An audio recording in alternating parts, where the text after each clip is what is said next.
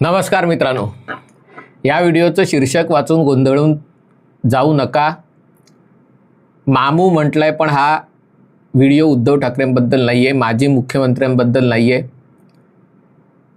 मामू म्हणजे एखाद्या माणसाला आपण म्हणतो ना की तेरी तो वाट लग गई मामू.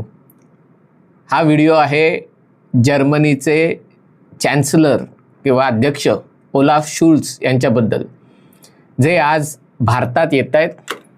ते एकटे येत नाही आहेत, तर त्यांच्याबरोबर जर्मनीचे संरक्षण मंत्री आहेत, परराष्ट्र मंत्री आहेत, श्रम मंत्री आहेत म्हणजे लेबर मिनिस्टर आहेत, सोशल अफेअर्स समाज कल्याण मंत्री आहेत, उच्च शिक्षण मंत्री आहेत, विज्ञान तंत्रज्ञान मंत्री आहेत, अर्थमंत्री आहेत आणि उपमंत्री म्हणजे ज्याला राज्यमंत्री आपल्याकडे म्हणतो त्याच्यामध्ये पुन्हा अर्थ, सहकार आणि विकास आणि पर्यावरण म्हणजे बघा जवळपास सगळं कॅबिनेटच घेऊन ते भारतात येत आहेत. आणि भारतात येत आहेत म्हणजे एवढंच नाही, तर साधारणतः 10 दिवसांपूर्वी जर्मनीच्या कॅबिनेटनी एक ठराव पास केला आणि त्याच्यामध्ये त्याचं नाव आहे फोकस ऑन इंडिया आणि त्यांनी एक 32-33 पानाचं एक प्रकाशन केलेलं आहे. आणि त्याच्यामध्ये भारताबरोबर परराष्ट्र क्षेत्रात काय होऊ शकेल, संरक्षण क्षेत्रात काय होऊ शकेल, अर्थक्षेत्रात काय होऊ शकेल, असं त्याच्यामध्ये वेगवेगळ्या विषयांवर त्यांनी, सिव्हिल सोसायटी या सगळ्यावर त्यांनी भर दिलेला आहे. आपल्या मनात जर्मनीबद्दल विशेष आदर असतो, माझ्याही आहे. म्हणजे मला लहानपणी अगदी ती स्टेफी ग्राफ आणि बोरिस बेकर आवडायचे, कारण ते जर्मनीत एक आदर असतो. कारण जर्मन म्हणजे परफेक्ट, जर्मन म्हणजे एकदम शिस्तबद्ध वगैरे वगैरे असं म्हणतात. म्हणजे तेव्हाच्या काळात पुण्यामध्ये मराठी खालोखाल आणि इंग्रजी खालोखाल जर्मन बोलली जायची. म्हणजे एवढे जर्मन भाषिक तिथे लोक होते. आता कदाचित बांगलादेशींच्या संख्येमुळे बंगाली जास्त बोलली जात असेल, हिंदी तर सगळ्या देशभरातून लोक आल्यामुळे आणखीन जास्त बोलली जात असेल. पण म्हणजे पुण्यामध्ये जर्मन बोलणारे एवढे होते, हा सांगण्याचा त्याचा मतितार्थ आहे. आणि पुण्यामध्ये 300हून जास्त जर्मन कंपन्या आहेत. म्हणजे बघा जर्मनीचा फुटप्रिंट महाराष्ट्रामध्ये पुण्याला असेल, छत्रपती संभाजीनगर भागात असेल, मुंबईमध्ये असू शकेल. आणि असं म्हटलं जातं की युरोपियन कंपन्यांचं प्राधान्य महाराष्ट्राला असतं आणि त्यामुळे या भेटीत महाराष्ट्रासाठी काय मिळणार हा देखील विषय महत्त्वाचा ठरू शकतो. पण तरी देखील जर्मनीबद्दल आज भारताचं मन कलुषित झालेलं आहे. याचं कारण त्याला स्वतः जर्मनी जबाबदार आहे. म्हणजे स्वतःच्या पायावर धोंडा कसा पाडून घ्यायचा याचं उत्तम उदाहरण म्हणजे जर्मनी आहे. आणि आता सगळीकडनं वाट लागल्यामुळे, कोंडी झाल्यामुळे आता जर्मनीला भारताची आठवण झालेली आहे. त्यांच्या परराष्ट्र मंत्री ॲनालिना बेरबॉक याच म्हणजे अरविंद केजरीवालना अटक झाली तर भारतीय लोकशाहीवर आधार झाला. म्हणजे धंदा करायचा चीनशी आणि गप्पा मारायच्या अभिव्यक्ती स्वातंत्र्याच्या. भारतामध्ये किती अभिव्यक्ती स्वातंत्र्याची गळचेपी होते. मणिपूरचा मुद्दा असो, म्यानमारमध्ये ते सगळं घाण चालू आहे आणि त्याचे परिणाम भारताला भोगावे लागतात. सगळीकडे जर्मनीचा ठसा दिसतो. धर्मांतरण भारतात अनेक ठिकाणी चालू असतं, त्याच्यातही जर्मन NGOज असतात. पर्यावरणवादी जे भारतात अनेक ठिकाणी विकासाला खीळ घालण्याचं काम करतात, तिथे जर्मनीचा. आणि त्यामुळे भारत आणि जर्मनी यांच्यामध्ये खूप चांगलं नातं असलं, चांगले संबंध असले तरी कायम मनात संशय येतो की हे असं का वागतात, असं का वागतात म्हणजे, आणि आमच्याशी असं का वागतात. म्हणजे भारत रशियाकडनं तेल घेतो म्हणून राग कोणाला येतो, जर्मनीला येतो. आता रशिया दिवाळखोरीत निघाला असताना पुतीनला मोठं कोणी केलं, जर्मनीने केलं. म्हणजे बघा कशी वाट लावून घेतली स्वतःची. कारण जर्मनीची अर्थव्यवस्था सलग दुसऱ्या वर्षी आकुंचन पावणार आहे. म्हणजे बाकी ज्यात सगळ्या जर्मनी जगातल्या 5 मोठ्या अर्थव्यवस्थांमध्ये येतात, त्याच्यात भारताचाही समावेश आहे. पण या 5 अर्थव्यवस्थांमध्ये फक्त जर्मनीची अर्थव्यवस्था अशी आहे की जी प्रसरण वाढणार नसून ती आकुंचन पावणार आहे. ज्या सगळ्या गोष्टी अडचणीच्या आहेत त्या जर्मनीने स्वतःच्या उरावर घेतलेल्या आहेत आणि त्याच्यामुळे कदाचित पुढच्या वर्षी होणाऱ्या निवडणुकांमध्ये हे जे सरकार आहे त्याचा वाईट पराभव होणार आहे. आणि त्यांच्या जागी जी alternative for Germany, alternative for Deutschland म्हणून जी पार्टी येऊ शकते,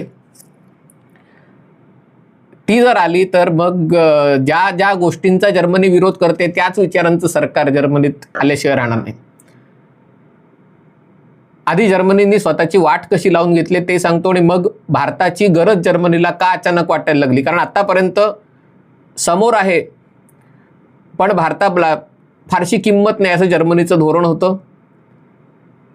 अपनों पे सितम गैरों पे करम, ए जाने वफा, ए जुल्म न कर, ये जुल्म न कर, अशी अवस्था जर्मनीची भारताबद्दलची होती. जर्मनी हे युरोपचं हृदय आहे. युरोपच्या अर्थव्यवस्थेचं इंजिन जर्मनी आहे.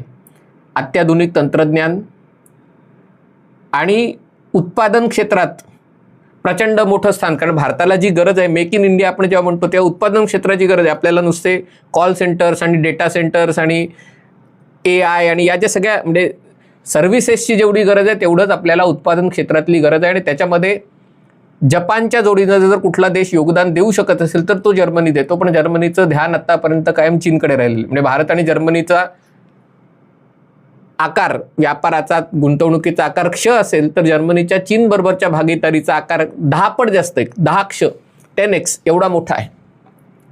आणि म्हणून म्हटलं की त्यामुळे जर्मनी आणि भारतात करण्यासारखं बरंच होतं. पण जर्मनी या ठिकाणी कशी आली? कारण जर्मनी हे उत्पादन क्षेत्रातला सगळ्यात मोठा देश असल्यामुळे, युरोपच्या अर्थव्यवस्थेतला सगळ्यात मोठा देश असल्यामुळे त्यांची ऊर्जेची गरज प्रचंड होती. पण तिथेही हे फेक पर्यावरणवादी, आपल्याकडे जसे आरेच्या जंगलातले तिथे श्वापद आहेत, पर्यावरणवादी श्वापद, तशी तिथे जर्मनीतही होती. आणि त्यामुळे फुकुशिमाला अपघात झाल्यावर त्यांनी जर्मनीच्या अणुऊर्जा प्रकल्पांविरुद्ध कोल्हेकुई करायला सुरुवात केली. आणि मग एक एक करत जर्मनीनी स्वतःचे अणुऊर्जा प्रकल्प बंद करून टाकले. जर्मनीच्या एकूण गरजेच्या 30% जास्त अणुऊर्जा त्याचं स्थान होतं. म्हणजे ती अणुऊर्जा तुम्ही बंद केली तर नवीन ऊर्जेचे स्रोत शोधले पाहिजे होते की जे तुम्ही सस्टेनेबल असेल, जे पर्यावरण स्नेही असतील, जे शाश्वत असतील. तर त्याच्याऐवजी त्यांनी काय केलं, रशियाकडनं गॅस घ्यायला सुरुवात केली. त्याच्यासाठी ती गॅसप्रॉम बरोबर पार्टनरशिप करून ती पाईपलाईन बांधली आणि त्याच्यात त्या जर्मनीच्या चॅन्सलरनी टक्केवारी घेतली. म्हणजे आपल्यासारखी अशी उघड टक्केवारी नसते. त्यांनी तिथे डायरेक्टरशिप नंतर, निवृत्तीनंतर घेतली. तेव्हा लक्षात आलं की का रशियाबरोबर. आणि त्यामुळे रशिया भिकारी झाला होता. रशियाकडनं गॅस घेऊन जर्मनीने रशियाला मोठा केला. आणि त्याच्यासाठी हे तत्वज्ञान मांडलं गेलं की रशिया जर समृद्ध झाला तर त्याचं लोकशाही देशात रूपांतर होईल, मग तो माणसाळेल आणि म्हणून आम्ही त्यांना मदत करतोय. याच्यामध्ये निव्वळ स्वार्थ होता. आणि झालं तसंच झालं. रशियाला जेवढी तुम्ही ताकद दिलीत तेवढा रशिया अधिकाधिक आक्रमक होत गेला. आणि जेव्हा क्रायमियात रशियाने घेतला तेव्हाही युरोप गप्प असला. तेव्हा निर्बंध टाका. आणि आता युरोपला जाग आली आणि आता जर्मनी म्हणतोय बाकी कोणी तेल घ्यायचं नाही. म्हणजे स्वतः धंदा केला तितके वर्ष, तेव्हा त्याला काही रशियाचं बाकी काही अडलं नव्हतं. पण आता मात्र आम्ही धंदा बंद केला म्हणून तुम्ही पण धंदा बंद करायचा. ही जी विचारसरणी आहे ही कुठेतरी बदलली पाहिजे. पण जाऊ दे, तो एक विषय झाला. दुसरी गोष्ट, जर्मनीमध्ये हिटलरमुळे आणि दुसऱ्या महायुद्धात त्यांनी केलेल्या विध्वंसामुळे जर्मनीनी संरक्षण क्षेत्राकडे कायम त्याच्यानंतर एका प्रकारे तलवार म्यान केली होती. नाही तर जर्मनीची क्षमता प्रचंड मोठी आहे. जो देश एवढे मोठे उद्योग तयार करू शकतो ते अत्याधुनिक शस्त्र का नाही तयार करू शकत? आणि जर्मनी करू शकते, पण जर्मनी जाणीवपूर्वक करत नाही. पण हे करता करता जर्मनीने जी स्वतःची तलवार म्यान करून ठेवली, त्यांना वाटलं अमेरिका आमची काळजी घेईल आणि त्यामुळे स्वतःच्या संरक्षणावर 2% किमान खर्च करायला पाहिजे. तो खर्च न करता जर्मनी या सगळ्या आपल्या जनतेचं कल्याण करण्यात आणि स्वतःच्या जनतेचं नाही, बाहेरनं आलेल्या शरणार्थींचंही कल्याण करण्यात आपला पैसा घालवायला लागली.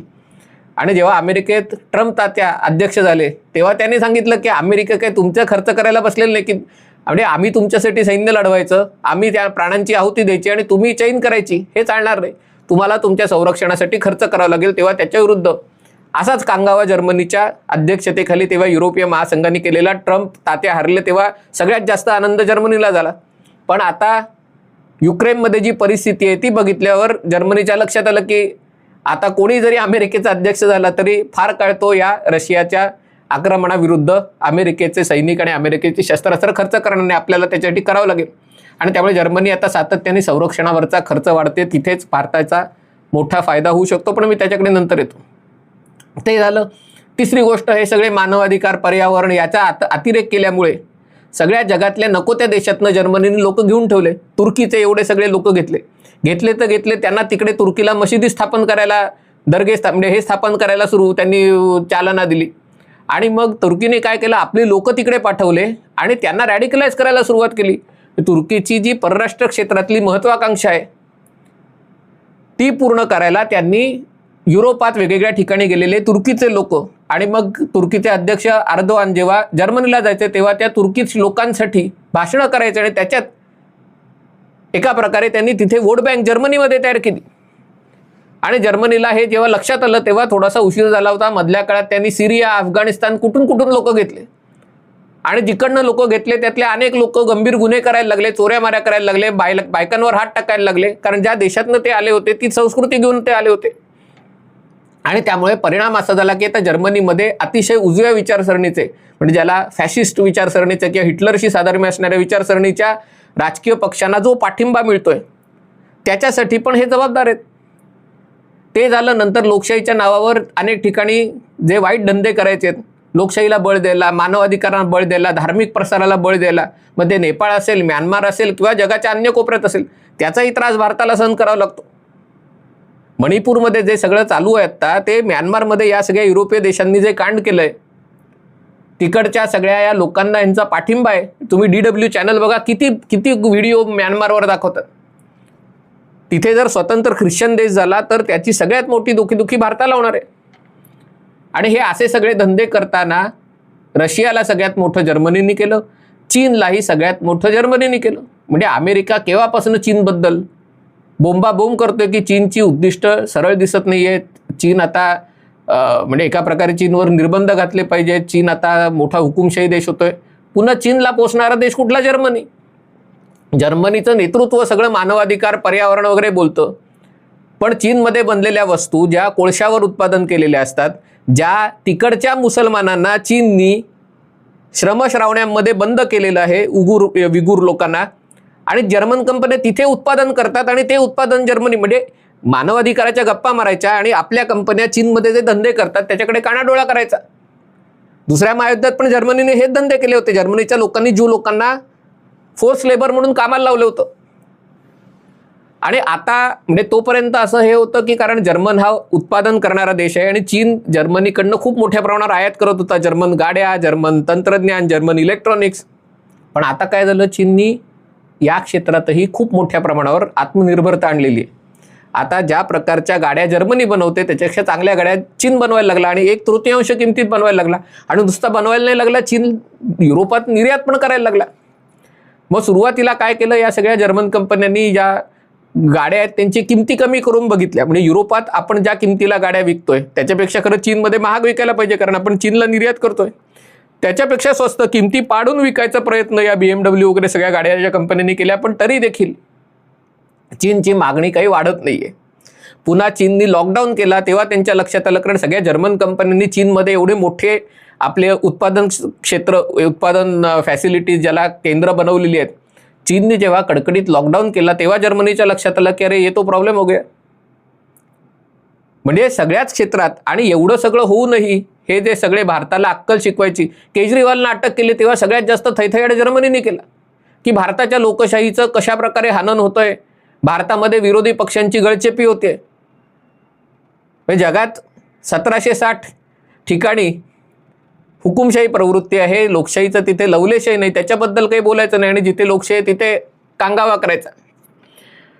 आणि या सगळ्यातनं आता जर्मनीला जाग येते, कारण जर्मनीची अर्थव्यवस्था आता खुंटली आहे. कारण गेल्या 20-25 वर्षामध्ये, म्हणून म्हटलं हे पुरोगामी पर्यावरणवादी दिसायला छान वाटतात बाहेरनं, की काय एकदम गोडगोड बोलतात, म्हणजे असं काहीतरी क्रांतिकारी बोलतात, पण प्रत्यक्षात मात्र जिथे ते सत्तेवर येतात तिथे त्या देशाची वाट लावून ठेवतात. आणि तशी अवस्था जर्मनीचे गेले 20-30 वर्ष जर्मनीनी आवश्यक क्षेत्रात गुंतवणूकच केली नाही, उच्च शिक्षणात गुंतवणूक केली नाही. उद्याचं जग आहे हे AI चं. काल मी व्हिडिओ केला आणि त्याला खूप चांगला प्रतिसाद दिला, त्याच्याबद्दल धन्यवाद. पण हे जे सगळं इंटरनेट, सोशल मीडिया, AI या ज्या सगळ्या उद्याच्या क्षेत्रात गुंतवणूक करायची, त्याच्याऐवजी जर्मनीच्या नेतृत्वाखाली युरोपाने सगळ्यात रेग्युलेशन, सगळ्यात आडकाठी करायला सुरुवात केली. गुगलला नीती नियम, फेसबुकला हे करायचं नाही, प्रायव्हसी पाहिजे, अमुक पाहिजे. ठीक आहे, सगळं बरोबर आहे, पण तुमच्या कंपन्या आहेत का याच्यात सगळ्यात गुंतवणूक करायला? ती गुंतवणूक केलीच नाही. जे लोक घेतले ते चुकीचे लोक घेतले. आणि त्यामुळे आज जर्मनीची अवस्था झाली की जर्मनी एका प्रकारे चक्रव्यूहात अडकलेलं आहे. आणि त्यामुळे आता त्यांना भारताची गरज वाटायला लागले, भारताचं महत्त्व वाटायला लागले. आणि त्यामुळे मग लगेच मानवाधिकार हनन होणारा देश एकदम लोकशाही देश झाला. त्यामुळे आता हे जे काहीतरी मी ते वाचली डॉक्युमेंट फोकस ऑन इंडिया, त्याच्यात भारताच्या लोकशाहीचा उदो केलेला आहे. म्हणजे जेव्हा केजरीवालनं अटक केली तेव्हा बोंबाबोंब केली, आता तोच काय बदललं, काय काही बदललं नाही, तेच मोदी आहेत, तेच भारत आहे. पण आता अचानक भारत लोकशाही देश झाला. आता संरक्षण क्षेत्रातही त्यांना भारताचं महत्त्व वाटायला लागलं, कारण ते त्यांनी खूप कांगावा केला की भारत रशियाचं तेल कसं घेतो, भारत रशियाकडनं गॅस कसा घेतो, भारत रशियाची शस्त्रास्त्र कशी घेतो. पण भारत आता ज्या प्रकारचं व्यवहार फ्रान्स बरोबर करतोय, म्हणजे ती जागा जर्मनी खरं 40-50 वर्षापूर्वीच घेऊ शकला असता, पण जर्मनीने ते का केलं नाही हे कोड आहे. काही नाही तर 1990 सालानंतर म्हणजे पूर्व आणि पश्चिम जर्मनीचं एकत्रीकरण झाल्यावर घेता आलं असतं, पण जर्मनीने ते का केलं नाही मला कळलं नाही. जर्मनी म्हणजे त्या मनाने आपले ब्रिटनशी आपले वैर पण होतं, म्हणजे आपल्यावर त्यांनी राज्य केलं म्हणून आपण त्यांना शत्रू पण बघायचो. पण शेवटी काय म्हणतात ना, आपण एकाच त्यांनी त्यांच्या चांगल्या वाईट सवयी आपल्याला लावले, त्यामुळे ब्रिटनबद्दल आपल्या मनात जी आत्मीयता आहे ती जर्मनीबद्दल नाही होऊ शकली. आता याच्या बदल होऊ शकेल का, तर होऊ शकेल. जसंही म्हटलं की भारताला आज उत्पादन क्षेत्रात मोठी झेप घ्यायची गरज आहे. जर्मनीकडे तंत्रज्ञान आहे, भारताकडे क्षमता आहे, भारताची अर्थव्यवस्था वाढते, भारताकडे नेतृत्व आहे, भारताकडे स्थैर्य आहे, पण टाळी 2 हातांनी वाजते.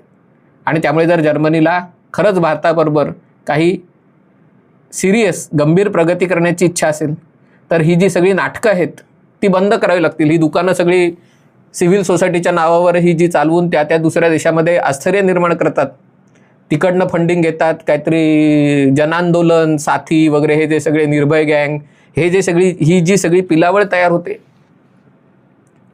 या अशा लोकांशी असलेले संपर्क, भारताच्या लोकशाहीबद्दल चिंता करू नये. भारताची लोकशाही मजबूत होती आहे आणि राहणार आहे. आणि पूर्ण मनापासून त्याच्यात जर प्रयत्न केले तर जशा प्रकारचं संबंध जपान आणि भारतच्या मध्ये, जशा प्रकारचे संबंध UAE आणि भारतामध्ये, तशा प्रकारचे संबंध जर्मनीमध्ये होऊ शकतील. आजही भारताच्या मनात जर्मनीबद्दल प्रचंड आदर आहे, कारण जर्मनीने जी काही प्रगती साधली, जी बेचिराग झाली होती जर्मनी दुसऱ्या महायुद्धात, त्याच्यानंतर जर्मनीने जी प्रगती साधली ती कौतुक करण्यासारखी. आणि या सगळ्या विज्ञान तंत्रज्ञान क्षेत्रामध्ये भारताला बऱ्याच गोष्टी जर्मनीकडनं घेण्यासाठी सारख्या आहेत, पण ते करायचं तर टाळी 2 हातांनी वाजते हे लक्षात ठेवायला पाहिजे. आणि या दोन्ही गोष्टी एकासोबत एक होत नाहीत. म्हणजे धंद्याबरोबर धंदा होणार आणि दुसरीकडे आम्ही त्यांना नावही ठेवणार, बोटही मोडणार, या गोष्टी चालू शकत नाही. हे जर्मनी जेवढ्या लवकर लक्षात घेईल आणि जेवढे प्रामाणिक प्रयत्न हे संबंध पुढे नेण्यासाठी करेल, तेवढे हे संबंध अधिक भरभराटीला येतील, अधिक मोठे होतील, हे संबंध अधिक सुदृढ व्हावे, मजबूत व्हावे, अशीच माझी प्रामाणिक इच्छा आहे. हा व्हिडिओ आपल्याला आवडला असेल तर कृपया लाईक करा, शेअर करा आणि हे चॅनल सबस्क्राईब करा एवढी विनंती आहे. तुर्तास इथेच थांबतो. पाहत रहा MH48.